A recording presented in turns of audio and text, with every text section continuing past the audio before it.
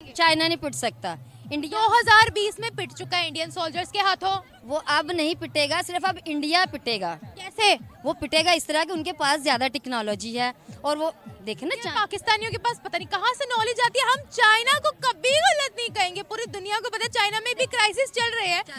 सुने ना चाइना पे इतनी जज्बात क्यों भर रहे हैं? चाइना में भी बहुत से क्राइसिस जन्म ले रहे हैं। चाइना को बहुत सी चीजों में इंडिया ने बीट भी कर लिया, हम क्यों नहीं मानते? हम इसलिए नहीं मानते कि हम उनको देखते हैं, हमें समझ है कि उनकी इकॉनमी, उनके जो है जो उनकी ट्रेन्स वगैरह भी जैसे चलती हैं, उनकी जो अदारे हैं, उनकी चीज़ें वो सब डेवलपमेंट की तरफ हैं। चाइना की इंडिया की भी सेम ऐसे ही है, लेकिन फिर भी जो चाइना भी हम यूज़ ही कर रहे हैं। अच्छा मानती हो आप? मानती नहीं। कैसे? वो प्रोजेक्ट्स यहाँ पे स्टार्ट करे जिससे उन्हें खुद फ़ायदा हो। वो हमारे लिए कुछ नहीं कर रहा, हमारे लिए तो इस टाइम कुछ भी नहीं। सीपैक से उन्हें फ़ायदा हो रहा है। ये जो यहाँ पर शाहरा वगैरह बनी हुई है, इन सब से उन्हें फ़ायदा हो रहा है। पाकिस्तान, हमें तो कोई फ़ायदा नहीं हो रहा उससे, हमें तो कोई भी फ़ायदा नहीं हुआ। मेरे पेरेंट्स को या मुझे या फिर मेरी फैमिली को कोई फ़ायदा नहीं है उससे। फ़ायदा है तो उन्हें खुद को ही शायद हो रहा है, या फिर हमारी ये पॉलिटिशियंस को, गवर्नमेंट को ही हो रहा है। इंडिया नहीं जा सकते हैं चाइना से, क्योंकि चाइना पूरे दुनिया में, मतलब कि पूरी दुनिया में सिर्फ चाइना की चीज़ें सबसे ज़्यादा सिर्फ हमें लगता है, टेक्नोलॉजी। सिर्फ हमें लगता है, पाकिस्तानियों को लगता है, जबकि इंडिया की भी बहुत सी प्रोडक्ट्स है बाहर।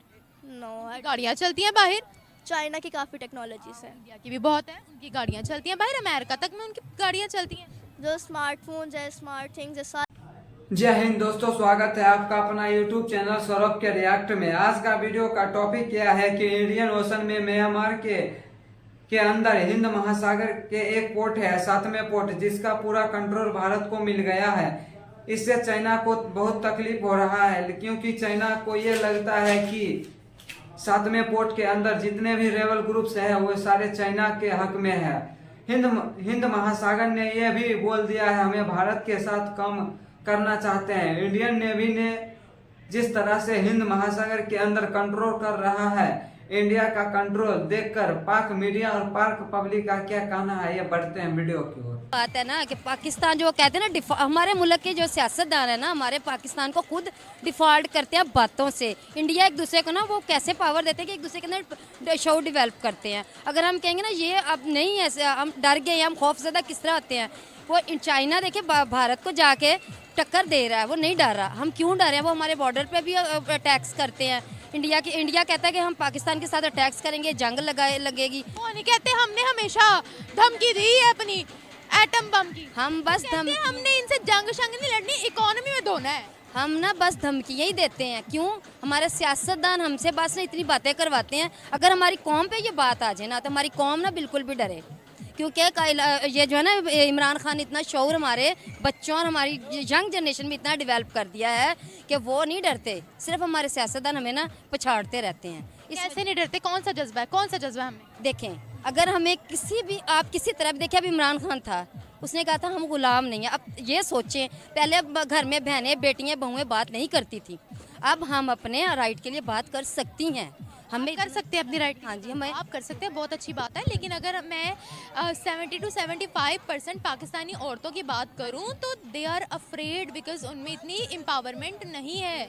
लेकिन चले, मैं ये नहीं कहती कि किसी बदतमीजी की हद तक होनी चाहिए किसी तक, लेकिन फिर भी अपने राइट के लिए अगर हम कॉन्फिडेंस अपने अंदर रखेंगे तो कल हमारे बच्चों के अंदर ये कॉन्फिडेंस डेवलप होगा। बताइएगा, इंडिया कैसे चाइना को टक्कर दे रहा है?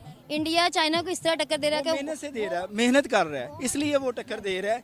हम लोग मेहनत नहीं करते, हम काम चोरी करते हैं, हम अपनी नई नस्ल को उस काबिल नहीं बना रहे। ठीक है ना, हमें उनको पढ़ाना चाहिए और टेक्निकल कॉलेज, टेक्निकल शोबों में डालना चाहिए। इसलिए इंडिया चाइना को भी टक्कर दे रहा है और दुनिया को भी टक्कर दे रहा है। हमें इसके लिए मेहनत करनी होगी और हमें अपने बच्चों में ये जज्बा पैदा करना होगा कि आप लोग मेहनत करेंगे तो इनको टक्कर देंगे, ऐसे नहीं, बातों से नहीं। चाइना कैसा दिख रहा है? अब पिटा हुआ दिख रहा है, पूरी दुनिया में क्या कहेंगे? चाइना नहीं पिट सकता। इंडिया 2020 में पिट चुका है इंडियन सोल्जर्स के हाथों। वो अब नहीं पिटेगा, सिर्फ अब इंडिया पिटेगा। कैसे? वो पिटेगा इस तरह कि उनके पास ज्यादा टेक्नोलॉजी है और वो देखे ना पाकिस्तानियों के पास पता नहीं कहाँ से नॉलेज आती है। हम चाइना को, हमारी आई थिंक गवर्नमेंट की सारी मिस्टेक है, वो हम पे नहीं फोकस करते। उनका दिल होता है बस उनका बैंक बैलेंस सही रहे, बाहर उनका एक नाम रहे कि पाकिस्तान ये अब और ये नवाज शरीफ है और ये वो, लेकिन वो हम पे कोई फोकस नहीं करते। चाइना हमारे लिए क्या है? चाइना भी हम यूज़ ही कर रहे हैं। अच्छा, मानती हो आप? मानती हूँ। कैसे? वो प्रोजेक्ट्स यहाँ पे स्टार्ट करे जिससे उन्हें खुद फ़ायदा हो। वो हमारे लिए कुछ नहीं कर रहा, हमारे लिए तो इस टाइम कुछ भी नहीं। CPEC से उन्हें फ़ायदा हो रहा है, ये जो यहाँ पर शाहरा वगैरह बनी हुई है इन सब से उन्हें फ़ायदा हो रहा है। पाकिस्तान हमें तो कोई फ़ायदा नहीं हो रहा उससे, हमें तो कोई भी फ़ायदा नहीं हुआ। मेरे पेरेंट्स को या मुझे या फिर मेरी फैमिली को कोई फ़ायदा नहीं है उससे। फ़ायदा है तो उन्हें खुद को ही शायद हो रहा है, या फिर हमारी ये पॉलिटिशियंस को, गवर्नमेंट को ही हो रहा है। हमें तो नहीं हुआ अभी तक कोई, तो फिर हम क्या कहें। दोस्त कैसे हुआ हमारा? वो हमारे गवर्नमेंट की नज़र में है ना, उनके लिए फ़ायदेमंद है ना, इसीलिए उनका दोस्त भी है। और अगर हम भारत की बात करें, उससे भी हमने अपने ताल्लुकात खुद ही ख़राब कर लिए थे, और कुछ वो बरतानिया आगे आ गया और उन्होंने किया सारा कुछ। कैसे? थोड़ा आगे। जो हमें हिस्ट्री पढ़ाई जाती है वो तो सारा झूठ होता है, आपको पता है? उसमें कोई सच होता नहीं है। कैसे? 99.9% में गलत बताया जाता है। हमें बताया गया मोहम्मद बिन कासिम जो है वो बड़ा अच्छा था और वो ये था और वो था, सारा झूठ है। तो कैसा था मोहम्मद बिन कासिम? वो अच्छा नहीं था। फॉर एग्जाम्पल अभी भी अगर आप सिंध के लोगों से उस साइड के जाके पूछो ना तो वो सब गालियाँ ही निकालते हैं। कैसे? पता नहीं क्यों। अब जो मैंने जहाँ तक अभी मैंने पढ़ा है, क्योंकि अभी तो मैं 10th में हुई हूँ, नहीं ठीक है, हमें पढ़ाया गया वो बहुत अच्छा है। उसने बहुत कुछ किया, उसने बड़ा कोई तीर मारे और मुसलमानों के लिए बहुत कुछ किया, लेकिन वो बेसिकली मुसलमानों को फंसाने के लिए आया था। वो सल्तनत गिराना चाहता था, वो चाहता ही नहीं था मुसलमान यहाँ पे कोई हुकूमत करें। वो तो बस अल्लाह ताला की तरफ से होता गया और उसका एक स्केच बन गया कि वो कोई बहुत अच्छा इंसान था और बहुत अजीम था। और क्या हिस्ट्री गलत पढ़ाई गई? हिस्ट्री गलत पढ़ाई गई है। कश्मीर की हिस्ट्री हमें गलत पढ़ाई गई, इंडिया की हिस्ट्री हमें गलत पढ़ाई गई, जंगों की हिस्ट्री हमें गलत पढ़ाई गई। कोई हमें रियलिटी पता ही नहीं है।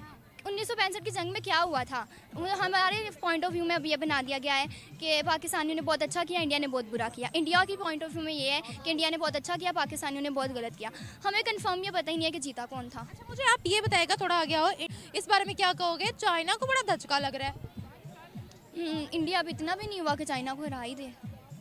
इतना हो भी रहा है। हो सकता